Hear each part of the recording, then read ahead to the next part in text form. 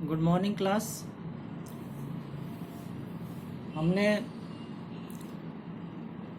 दूसरी unit complete कर ली है, फर्स्ट पेपर यानी मैथमेटिकल फिजिक्स की। आज उसके कुछ और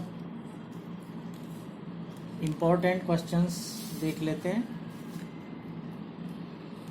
जैसे आपसे कहा जाए कि दूरिक प्रदिश यानी मैट्रिक टेंसर, इसका मान बेलनी तंत्र में प्राप्त कीजिए और गोलीय तंत्र में भी प्राप्त कीजिए। तो ये हम कैसे करेंगे? हमें पता है मैट्रिक टेंसर जो है वो कैसे डिनोट किया जाता है, GIJ, है ना। और इसकी सारणिक में कितने अवयव होते हैं? 9 अवयव होते हैं। इसकी सारणिक क्या होती है? G11, G12, G13, 21, 22, 23, 31, 32, 33। अब अगर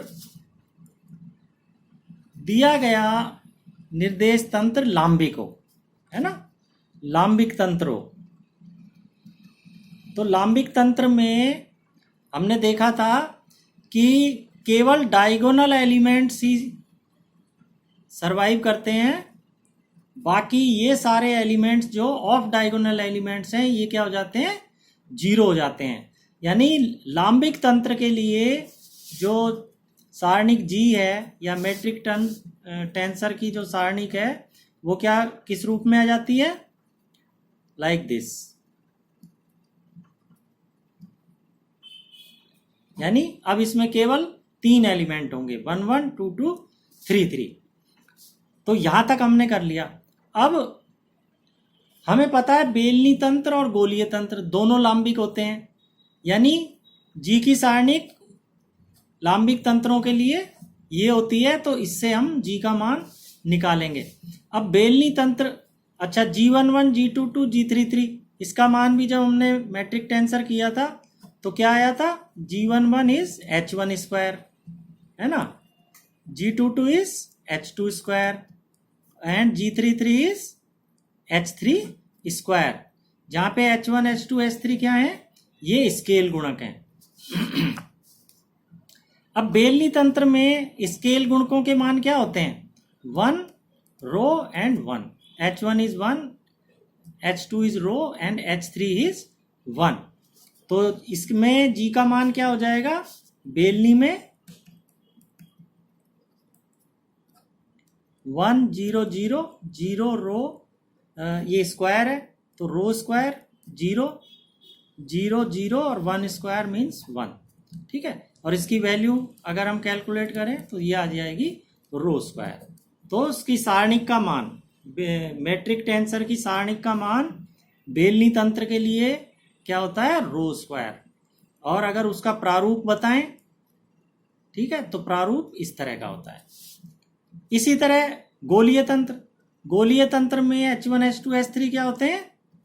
आपको पता है H1 is 1, H2 is R और H3 is R sine theta. ये किस में होते हैं? गोलीय में। तो गोलीय के लिए क्या हो जाएगी? 1 0 0 0 H2 स्क्वायर यानी R स्क्वायर और H3 स्क्वायर यानी R square sine square theta. और इसका मान निकालें तो R4 साइन स्क्वायर थीटा। तो ये मान आ जाएंगे। तो ये कौन सा क्वेश्चन हो गया कि दूरिक प्रदिश या मैट्रिक टेंसर का मान बेलनी तथा गोलीय तंत्रों में ज्ञात कीजिए। तो ये हम इस तरह से आराम से ज्ञात कर सकते हैं। अब मान लो एक क्वेश्चन ये है कि सिद्ध करो कि AI म्यू, है ना, ये क्या है? 2 कोटि का मिश्रित प्रदिश है।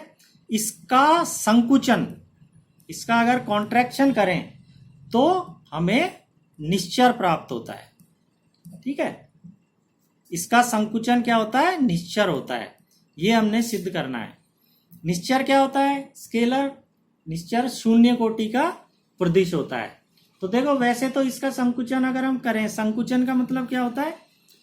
एक मूर्धांक और एक पादांक, इनका मान समान कर दिया जाए।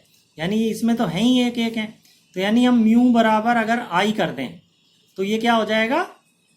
ए आई आई। ठीक है ना। और इसकी कोटि जो है वो घटकर कितनी रह जाती है? इसकी तो 2 है, 2 माइनस 2 बराबर 0। तो संकुचन के पश्चात इसकी कोटि क्या रह जाएगी? 0 हो जाएगी। और 0 कोटि का जो प्रदिश होता है वो एक निश्चर होता है। तो अपन इस तरह भी इसको लिख सकते हैं। या दूसरा तरीका क्या है? ये एक द्वितीय कोटि का प्रदिश है, इसका हम रूपांतरण समीकरण लिखें। यानी ये एस तंत्र में है, एस डैश तंत्र में लिखें तो कैसे लिख सकते हैं रूपांतरण समीकरण? यहाँ कोई 2 और इंडेक्स ले लेते हैं, जे, और ये ले लेते हैं न्यू। आई है तो यहाँ जे ले लिया, म्यू है तो न्यू ले लिया, और इधर ये आ गया जो हमें दिया गया है। ठीक है, अब देखिए ऊपर वाला ऊपर आया जे, और इसके कॉरस्पॉन्डिंग आई नीचे आ गया। फिर ये न्यू नीचे आएगा और म्यू ऊपर आएगा। ठीक है, तो इस तरह से हम इसको लिख सकते हैं।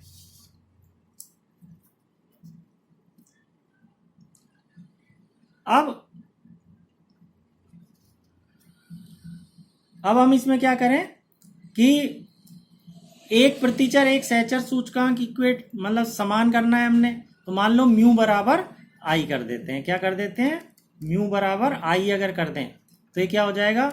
ए बार जे न्यू डेल एक्स बार जे डेल एक्स आई, और म्यू की जगह आई आ जाएगा, डेल एक्स बार न्यू ए आई आई।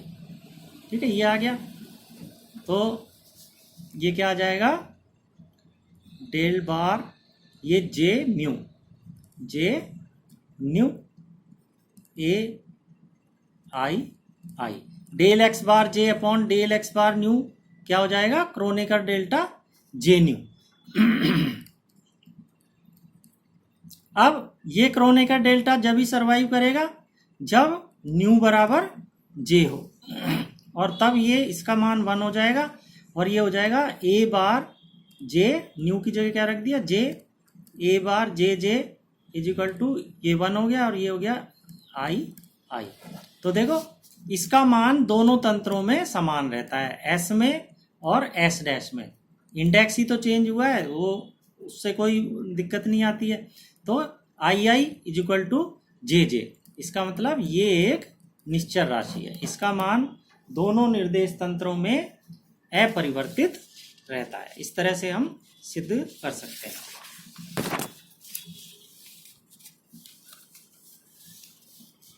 अब अगर हम एक और क्वेश्चन लें कि मान लो ए म्यू न्यू ये एक प्रतिसम्मित प्रदिश है। क्या दिया गया है हमें? ए म्यू न्यू एक प्रतिसम्मित प्रदिश है, ये दिया गया है। इसके अलावा ए म्यू न्यू एक्स न्यू ये दिया गया है एक, ये शून्य कोटि का प्रदिश है, यानी निश्चर है। शून्य कोटि का प्रदिश मतलब निश्चर, ये हमें दिया गया है ना। तो हमें क्या सिद्ध करना है कि सिद्ध कीजिए ए म्यू न्यू एक्स न्यू यानी ये दिस इज इक्वल टू 0, इसका मान हमने सिद्ध करना है। अब ये दिया गया है कि शून्य कोटि का प्रदिश है, तो शून्य कोटि का प्रदिश निश्चर राशि होती है, यानी कि इनके सूचकांकों को अगर हम आपस में बदल भी दें तो भी उनके मान में कोई परिवर्तन नहीं होगा।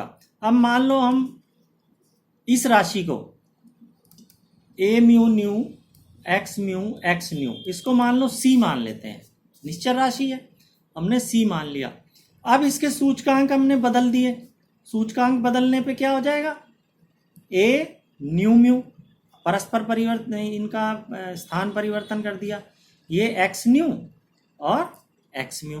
तो ये बदलने पर भी इसके मान में कोई परिवर्तन नहीं होगा, यानी अब भी इसकी ये किसके बराबर होगा, निश्चल राशि सी के बराबर ही ये होगा। और इसको हम कैसे लिख सकते हैं, A nu mu x nu is equal to c. तो ये हमारे पास ये दो समीकरण आ गई। इन दोनों को हम ऐड कर दें तो ऐड करने पे क्या आएगा, A mu nu plus A nu mu और कॉमन क्या है, एक्स म्यू दोनों में, तो एक्स म्यू दोनों में कॉमन है, is equal to 2c, this is equal to 2c। अब हम इसका यूज करेंगे कि ए म्यू न्यू एक प्रतिसम्मित प्रदिश है, और प्रतिसम्मित का मतलब क्या होता है कि अगर इन दोनों सूचकांकों को, सहचर सूचकांकों को परस्पर हम बदल दें तो क्या हो जाता है, इसका चिन्ह परिवर्तित हो जाता है, यानी ये आ जाएगा माइनस ए न्यू म्यू, ठीक है। और इसका क्या मतलब हुआ, A mu nu plus A nu mu is equal to 0, ये आ गया। इससे इसका मतलब ये 0 हो गया और ये 0 हो गया, तो 2c बराबर 0 या c बराबर 0, और c क्या है, c हमने लिया है इसके बराबर, तो A mu nu x nu this is equal to 0। इस तरह से इसको हम आसानी से सिद्ध कर सकते हैं।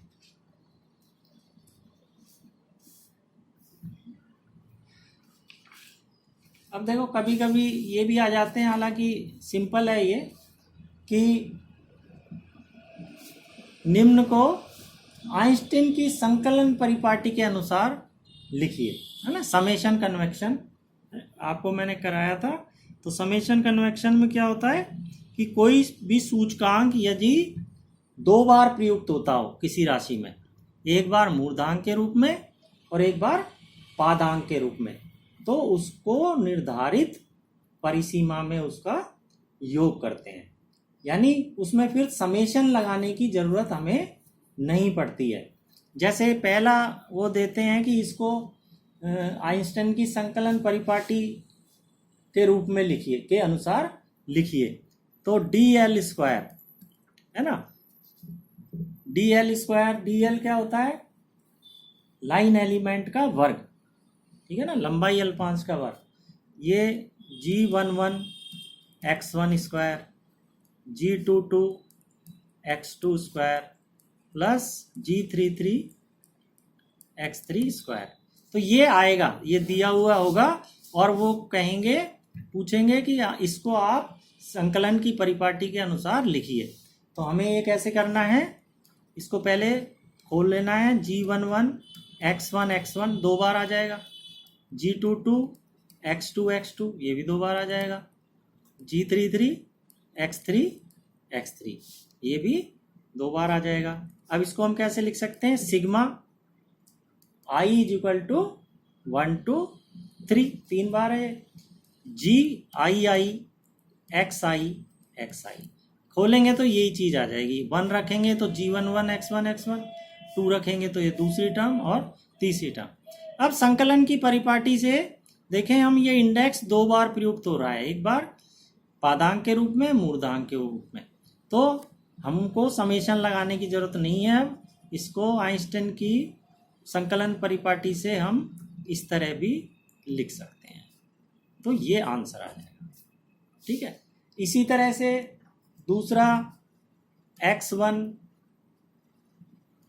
Square plus x2 square plus xn square, है ना, तो इसको आइंस्टाइन की संकलन परिपाटी से लिखना है, तो वही तरीका है जो अभी ऊपर बताया था, x1 स्क्वायर है इसलिए 2 बार है, x2 है ना, xn, तो ये कैसे लिख सकते हैं, sigma i is equal to 1 2 अब 1 to n हो जाएगा क्योंकि n भी में समष्टि है, xi xi। तो आइंस्टाइन की परिपाटी से, क्योंकि ये 2 बार आ रहा है, तो इसको हम कैसे लिख सकते हैं, xi xi। तो ये इसका आंसर आ जाएगा। इसी तरह से ये मान लो दिया हुआ हो sigma i j is equal to 1 to 3, i is equal to 1 to 3, gij dxi dxj। तो इसको आइंस्टाइन की संकुलन परिपाटी के अनुसार कैसे लिखेंगे, i और j देखो 2 बार आ रहा है इसमें, तो ये समेशन हट जाएंगे बस। तो इसका आंसर तो हम सीधा ही लिख सकते हैं gij dxi dxj, ये इसका आंसर हो जाएगा। तो इस तरह के ये क्वेश्चंस हैं, छोटे छोटे क्वेश्चंस हैं, लेकिन अगर ये किए हुए ना हो तो हम एग्ज़ाम में इनको डायरेक्ट सॉल्व नहीं कर पाते हैं। इसलिए अपने को एक बार ये सब रजिस्टर में लिख लेने हैं और इनकी प्रैक्टिस भी करनी है। तो मैं PDF आपको भेज रहा हूँ, इसको आप अपने रजिस्टर में उतार लें जितने क्वेश्चन हैं। Have a nice day.